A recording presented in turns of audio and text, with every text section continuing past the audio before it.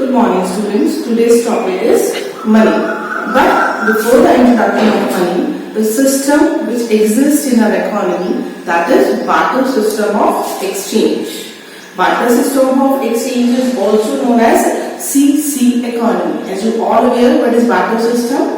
It is a system in which we are exchange goods for goods. There is no use of anything else or money. We can explain the barter system with the help of an example. For example, a farmer is having wheat and he wants some clothes. So he would change the wheat with the person who is having the clothes. Or we are paying the workers in form of wheat and rice but not in cash. That is the example of barter system of exchange. Barter system of exchange has so many limitations, so many drawbacks which we are going to discuss. 4 limitations of barter system of exchange. The first one is lack of double coincidence of want, and second one is difficulty in storing wealth, and the third is absence of major value, and the fourth is lack of standard of deferred payment. Now we are going to explain the first one, that is double coincidence of want. This word you have already studied in class 10, which means when both the parties have agreed to sell and buy each other commodity, or you can say that what a person desires to sell is exactly what the other person wishes to buy. This is the base of barter system of exchange, but it is very difficult to find a person in the economy which is having the same good which is we are required. We can explain this with the help of an example. For example, I am having wheat and I have to search a person in the economy which is having shoes, and that person is also required wheat, and it is very difficult to find such person which required wheat and ready to sell shoes to me. The second limitation is difficulty in storing wealth. It is difficult to store wealth for future in the barter system.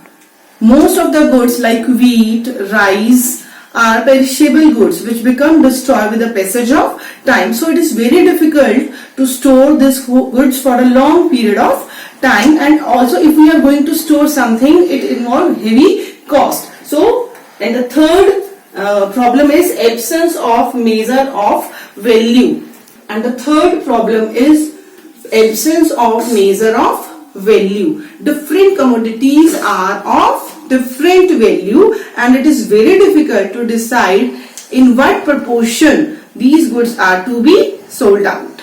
Explain this with the help of same example, like I want to sell wheat and want to buy shoes. That how much proportion of wheat I have to sell so that I will get that shoes. And the fourth problem is problem of standard of deferred payment. Standard of deferred payments means a payment which we are made in near future. There may be some disagreement regarding the specific commodity which we are going to pay in the near future, or there may be disagreement regarding the quality of the commodity which we are going to pay in near future. It is very difficult to pay the goods in near future because these goods are perishable goods also. So this is the problem of 4 problems of barter system of exchange which we are going to face, which lead to the evolution of money. And money, now come to the topic, that is money. Money is anything which is generally accepted as a medium of exchange,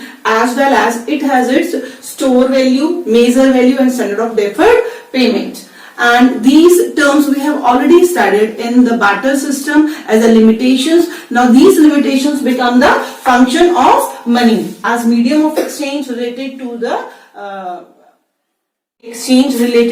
double coincidence of want, and these terms we have studied as measure of value, store value, and standard of deferred payment. Now we are studying these 4 terms as a function of money. The first is medium of exchange. As an individual, when we are buy and sell commodity, function is medium of exchange. As an individual can exchange goods and services for money and use this money for purchasing of another goods of their needs and convenience. That is the use of money in medium of exchange. It helps in buying the goods which we are required. And second function is measure of value. Money measure the value of goods.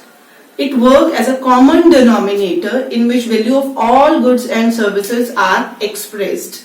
When we express the value of commodity in term of money, it is known as price. By knowing the price, we can easily decide the exchange rate of the commodities. And the third function of money is store value. Wealth can be stored for a long period of time and it is not perishable, so we can easily store it for a long period of time. And the fourth function is standard of deferred payment. Under standard of deferred payment, debtors can make promise that they can make the payment of money in near future. And in these situations, money acts as a standard of deferred payment because money has a general acceptability. Every person is easily accept it in future, whatever the amount we are paying, we have decided to. And our next topic is that is money supply, which is very important. The definition of money supply is it refers to the total stock of money held by the public in an economy at a given period of time. This period of time is related with the flow concept which we have already studied in the national income. Now after the money supply, there are some component of money supply in the economy. There are three concepts. First is C, that is currency held by the public in form of cash, that is coins and notes. And second is DD, that is demand deposit of the people with the commercial bank. Commercial bank create money with the help of credit creation in the economy many times more than their initial deposits. And the other deposits, that is it include the demand deposit with RBI of other institutions and the government. Now this chapter is finished. Now in the next lecture we are going to discuss the banking system of the economy.